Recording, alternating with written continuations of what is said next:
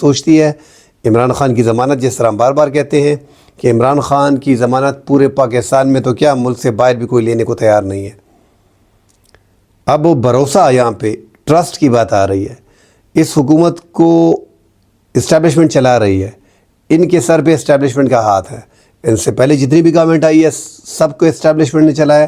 یہاں پہ پاکستان میں اسٹیبلشمنٹ کا سٹیک زیادہ ہے، مگر یہ نظام جو اسپیشلی چل رہا ہے یہ ہائیبریڈ نظام ہے، جس کا وفاقی وزیر دفاع بھی کئی بار ذکر کر چکے ہیں اور رانا ثناء اللہ بھی ذکر کر چکے ہیں۔ ان کے پلے کچھ بھی نہیں ہے، یہ سارا جو سسٹم چلا رہے ہیں وہ یہ اسٹیبلشمنٹ چلا رہی ہے۔ آج بھی رانا ثناء اللہ نے بیان دیا ہے، جو مسلم نون کے سینئر رہنما ہیں اور سابق وفاقی وزیر داخلہ رہ چکے ہیں، انہوں نے کہا ہے کہ عمران خان کی طاقت کم کرنے کے لیے اسٹیبلشمنٹ کا ساتھ ہم نے دیا ہے، اور انہوں نے عمران خان کی طاقت کم کی ہے۔ تو عمران خان اپنی طاقت میں تھے، اپنے زور میں